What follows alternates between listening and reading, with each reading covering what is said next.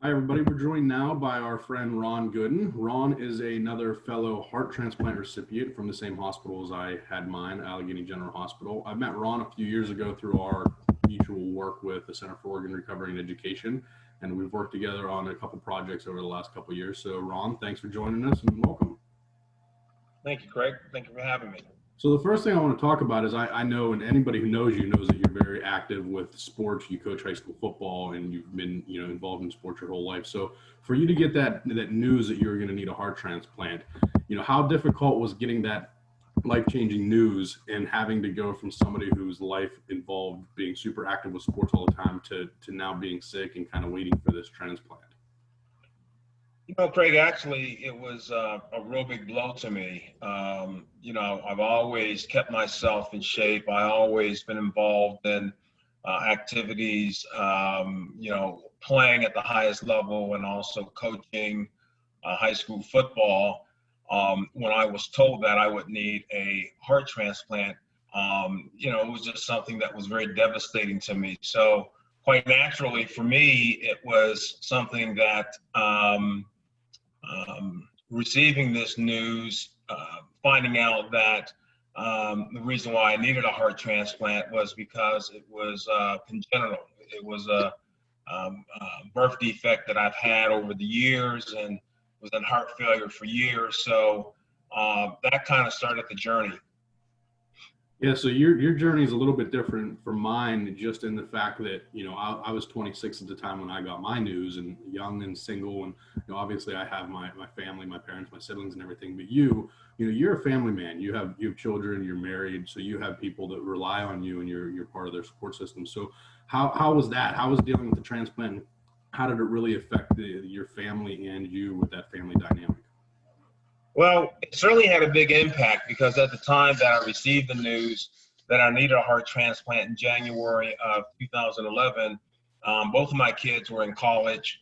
At this time, being as sick as I was, they wanted to take some time off from college and just kind of be around their dad. And, me and my wife, we kind of talked about that, and we want the kids to continue to go ahead with their college education. And it did have a big impact on my wife also, being that there was a lot of things that I couldn't do that she had to kind of pick up. And, all through that process, she was certainly the rock of the family as I was going through this. So for me, I'm very blessed to um, have my wife and have my two kids that were very supportive, always checked on me. But not only that, it was also my community and also our friends and people that colleagues and because when you go through something like this and you're told that you need a life-saving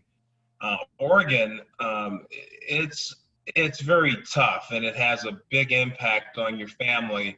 But when you have the support like I mentioned before, my colleagues and also the community, it does make it a little easier. Yeah, I mean, I completely agree. I had so much support from my family and friends, but also the community in general. Being from Johnstown, it's a semi-small town. I had people that were approaching me on social media that I didn't even know, saying that they were praying for me and wishing me well. So it definitely is. It's an event in your life that it brings out the best of people as far as their well wishes to you. And speaking about community, since your transplant, you've become really involved in awareness efforts, like same as I have, and that's how I met you. And one of your real passions is trying to raise awareness in minority populations. We certainly know that that's an issue that we face. Everybody who advocates for organ donation awareness, and so can you touch a little bit on your work with that? Yeah, so Craig, right after, or actually right before my transplant, I was talking with one of the cardiologists, Dr. Kamwar, actually, and her and I had a conversation about organ and tissue donation. And I didn't really know a whole lot about it. I know that at the time I was an organ donor, and at the time that my kids were getting their license, they became organ donors. So the year after my transplant, I got involved with CORE as a volunteer, and meeting Lisa Upshur, who is the director of the multicultural part of CORE.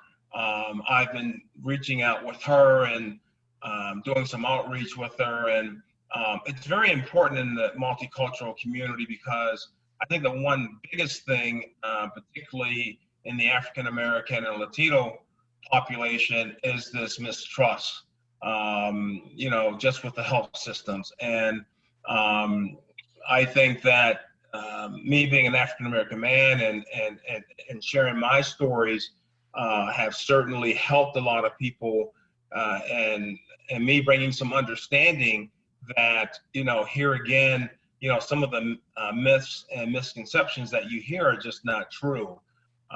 But once again, that is still something that I'm very passionate about.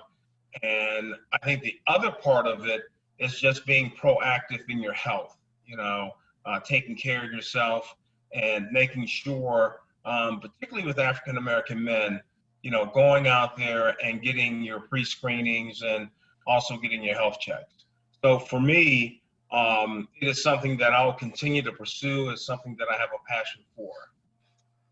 Yeah, I've certainly been able to see it in the couple of years that I've known you. You're very dedicated to that, and I think one of the pros for you is, with your work as a football coach, you're already kind of looked up to in the community as somebody, as a leader, and also with the younger kids, you get to reach them at a high school level, and you get to reach them at a younger age where you can have more of a deeper influence on them. So, I'm happy to report. I certainly know, and I think everybody watching will be happy to know that since your transplant, you've gotten to see your kids finish college, and you've gotten to go to their weddings that you wouldn't have otherwise. And I know that's a really important thing for you, and that's why we do what we do. And I'm looking forward to working with you on more awareness initiatives, and after we get COVID taken care of, and getting back out in the community with you. So thanks a lot.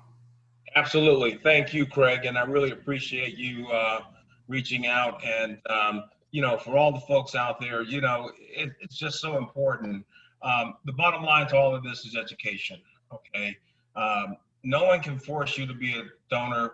However, get all the information, because donation is a choice.